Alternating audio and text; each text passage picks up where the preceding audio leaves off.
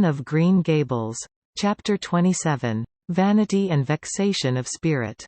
Marilla, walking home one late April evening from an aid meeting, realized that the winter was over and gone with the thrill of delight that spring never fails to bring to the oldest and saddest as well as to the youngest and merriest. Marilla was not given to subjective analysis of her thoughts and feelings. She probably imagined that she was thinking about the aides and their missionary box and the new carpet for the vestry room. But under these reflections was a harmonious consciousness of red field smoking into pale purply mists in the declining sun, of long, sharp-pointed fir shadows falling over the meadow beyond the brook, of still, crimson-budded maples around a mirror-like wood pool, of awakening in the world and a stir of hidden pulses under the grey sod. The spring was abroad in the land, and Marilla's sober, middle-aged step was lighter and swifter because of its deep, primal gladness. Her eyes dwelt affectionately on Green Gables, peering through its network of trees and reflecting the sunlight back from its windows in several little coruscations of glory. Marilla, as she picked her steps along the damp lane, thought that it was really a satisfaction to know that she was going home to a briskly snapping wood fire and a table nicely spread for tea, instead of to the cold comfort of old aid meeting evenings before Anne had come to Green Gables. Consequently, when Marilla entered her kitchen and found the fire black out, with no sign of Anne anywhere, she felt justly disappointed and irritated. She had told Anne to be sure and have tea ready at 5 o'clock, but now she must hurry to take off her second-best dress and prepare the meal herself against Matthew's return from ploughing. "I'll settle Miss Anne when she comes home," said Marilla grimly, as she shaved up kindlings with a carving knife and with more vim than was strictly necessary. Matthew had come in and was waiting patiently for his tea in his corner. "She's gadding off somewhere with Diana, writing stories or practicing dialogues or some such tomfoolery, and never thinking once about the time or her duties. She's just got to be pulled up short and sudden on this sort of thing. I don't care if Mrs. Allen does say she's the brightest and sweetest child she ever knew. She may be bright and sweet enough, but her head is full of nonsense and there's never any knowing what shape it'll break out in next. Just as soon as she grows out of one freak she takes up with another. But there, here I am saying the very thing I was so riled with Rachel Lynde for saying at the aid today. I was real glad when Mrs. Allen spoke up for Anne. For if she hadn't I know I'd have said something too sharp to Rachel before everybody. Anne's got plenty of faults, goodness knows, and far be it from me to deny it. But I'm bringing her up and not Rachel Lynde, who'd pick faults in the angel Gabriel himself if he lived in Avonlea. Just the same, Anne has no business to leave the house like this when I told her she was to stay home this afternoon and look after things. I must say, with all her faults, I never found her disobedient or untrustworthy before, and I'm real sorry to find her so now." "Well now, I dunno," said Matthew, who, being patient and wise and, above all, hungry, had deemed it best to let Marilla talk her wrath out unhindered, having learned by experience that she got through with whatever work was on hand much quicker if not delayed by untimely argument. "Perhaps you're judging her too hasty, Marilla. Don't call her untrustworthy until you're sure she has disobeyed you. Maybe it can all be explained. Anne's a great hand at explaining." "She's not here when I told her to stay," retorted Marilla. "I reckon she'll find it hard to explain that to my satisfaction. Of course I knew you'd take her part, Matthew. But I'm bringing her up, not you." It was dark when supper was ready, and still no sign of Anne, coming hurriedly over the log bridge or up Lover's Lane. breathless and repentant with a sense of neglected duties. Marilla washed and put away the dishes grimly. Then, wanting a candle to light her way down the cellar, she went up to the east gable for the one that generally stood on Anne's table. Lighting it, she turned around to see Anne herself lying on the bed, face downward among the pillows. "Mercy on us," said astonished Marilla. "Have you been asleep, Anne?" "No," was the muffled reply. "Are you sick then?" demanded Marilla anxiously. Going over to the bed. Anne cowered deeper into her pillows as if desirous of hiding herself forever from mortal eyes. "No. But please, Marilla, go away and don't look at me. I'm in the depths of despair and I don't care who gets head in class, or writes the best composition, or sings in the Sunday school choir anymore. Little things like that are of no importance now because I don't suppose I'll ever be able to go anywhere again. My career is closed. Please, Marilla, go away and don't look at me." "Did anyone ever hear the like?" The mystified Marilla wanted to know. "Anne Shirley, whatever is the matter with you? What have you done? Get right up this minute and tell me. This minute, I say. There now, what is it?" Anne had slid to the floor in despairing obedience. "Look at my hair, Marilla," she whispered. Accordingly, Marilla lifted her candle and looked scrutinizingly at Anne's hair, flowing in heavy masses down her back. It certainly had a very strange appearance. "Anne Shirley, what have you done to your hair? Why, it's green." Green, it might be called, if it were any earthly color, a queer, dull, bronzy green, with streaks here and there of the original red to heighten the ghastly effect. Never in all her life had Marilla seen anything so grotesque as Anne's hair at that moment. "Yes, it's green," moaned Anne. "I thought nothing could be as bad as red hair. But now I know it's 10 times worse to have green hair. Oh, Marilla, you little know how utterly wretched I am." "I little know how you got into this fix, but I mean to find out," said Marilla. "Come right down to the kitchen.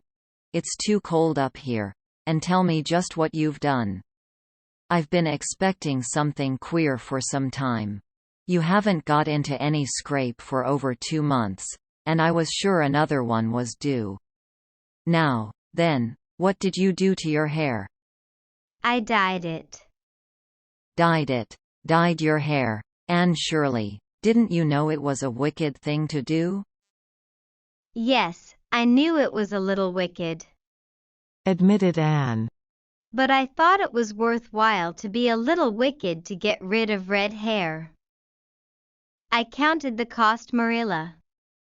Besides, I meant to be extra good in other ways to make up for it." "Well," said Marilla sarcastically, "if I'd decided it was worthwhile to dye my hair, I'd have dyed it a decent color at least. I wouldn't have dyed it green." "But I didn't mean to dye it green, Marilla," protested Anne dejectedly. "If I was wicked, I meant to be wicked to some purpose. He said it would turn my hair a beautiful raven black. He positively assured me that it would. How could I doubt his word, Marilla? I know what it feels like to have your word doubted. And Mrs. Allen says we should never suspect anyone of not telling us the truth unless we have proof that they're not. I have proof now. Green hair is proof enough for anybody. But I hadn't then, and I believed every word he said implicitly." "Who said? Who are you talking about?" "The peddler that was here this afternoon. I bought the dye from him." "Anne Shirley, how often have I told you never to let one of those Italians in the house?" I don't believe in encouraging them to come around at all. Oh, I didn't let him in the house. I remembered what you told me, and I went out, carefully shut the door, and looked at his things on the step. Besides, he wasn't an Italian, he was a German Jew. He had a big box full of very interesting things, and he told me he was working hard to make enough money to bring his wife and children out from Germany. He spoke so feelingly about them that it touched my heart. I wanted to buy something from him to help him in such a worthy object. Then all at once I saw the bottle of hair dye. The peddler said it was warranted to dye any hair a beautiful raven black, and wouldn't wash off. In a trice I saw myself with beautiful raven black hair, and the temptation was irresistible. But the price of the bottle was 75 cents, and I had only 50 cents left out of my chicken money. I think the peddler had a very kind heart, for he said that, seeing it was me, he'd sell it for 50 cents, and that was just giving it away. So I bought it, and as soon as he had gone I came up here and applied it with an old hairbrush as the directions said. I used up the whole bottle, and oh, Marilla, when I saw the dreadful color it turned my hair I repented of being wicked, I can tell you. And I've been repenting ever since. Well, I hope you'll repent to good purpose, said Marilla severely. And that you've got your eyes open to where your vanity has led you, Anne. Goodness knows what's to be done. I suppose the first thing is to give your hair a good washing and see if that will do any good. Accordingly, Anne washed her hair, scrubbing it vigorously with soap and water, but for all the difference it made she might as well have been scouring its original red. The peddler had certainly spoken the truth when he declared that the dye wouldn't wash off, however his veracity might be impeached in other respects. Oh, Marilla, what shall I do? Questioned Anne in tears. I can never live this down. People have pretty well forgotten my other mistakes, the liniment cake and setting Diana drunk and flying into a temper with Mrs. Lynde. But they'll never forget this. They will think I am not respectable. Oh, Marilla, what a tangled web we weave when first we practice to deceive. That is poetry, but it is true. And oh, how Josie Pye will laugh. Marilla, I cannot face Josie Pye. I am the unhappiest girl in Prince Edward Island. Anne's unhappiness continued for a week. During that time she went nowhere and shampooed her hair every day. Diana alone of outsiders knew the fatal secret, but she promised solemnly never to tell, and it may be stated here and now that she kept her word. At the end of the week Marilla said decidedly, "It's no use, Anne. That is fast dye if ever there was any. Your hair must be cut off. There is no other way. You can't go out with it looking like that." Anne's lips quivered, but she realized the bitter truth of Marilla's remarks. With a dismal sigh she went for the scissors. Please cut it off at once, Marilla, and have it over. Oh, I feel that my heart is broken. This is such an unromantic affliction. The girls in books lose their hair in fevers or sell it to get money for some good deed, and I'm sure I wouldn't mind losing my hair in some such fashion half so much. But there is nothing comforting in having your hair cut off because you've dyed it a dreadful color, is there? I'm going to weep all the time you're cutting it off, if it won't interfere. It seems such a tragic thing. Anne wept then, but later on, when she went upstairs and looked in the glass, she was calm with despair. Marilla had done her work thoroughly and it had been necessary to shingle the hair as closely as possible. The result was not becoming, to state the case as mildly as may be. Anne promptly turned her glass to the wall. "I'll never look at myself again until my hair grows," she exclaimed passionately. Then she suddenly righted the glass. "Yes, I will too.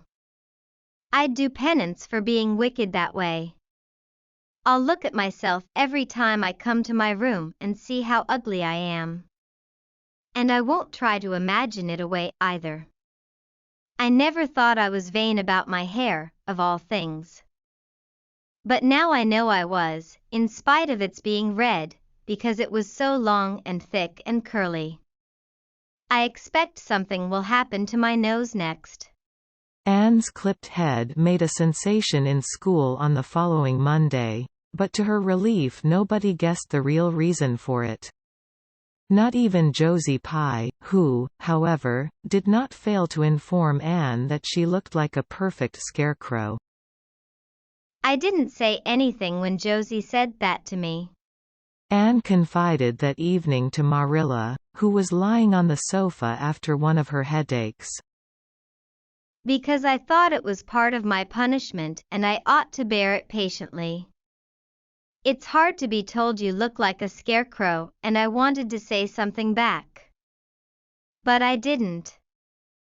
I just swept her one scornful look and then I forgave her." It makes you feel very virtuous when you forgive people, doesn't it? I mean to devote all my energies to being good after this, and I shall never try to be beautiful again. Of course it's better to be good. I know it is, but it's sometimes so hard to believe a thing even when you know it. I do really want to be good, Marilla, like you and Mrs. Allen and Miss Stacy, and grow up to be a credit to you. Diana says when my hair begins to grow to tie a black velvet ribbon around my head with a bow at one side. She says she thinks it will be very becoming. I will call it a snood. That sounds so romantic. But am I talking too much, Marilla? Does it hurt your head? My head is better now. It was terrible bad this afternoon though. These headaches of mine are getting worse and worse. I'll have to see a doctor about them. As for your chatter, I don't know that I mind it. I've got so used to it. Which was Marilla's way of saying that she liked to hear it. End of chapter 27.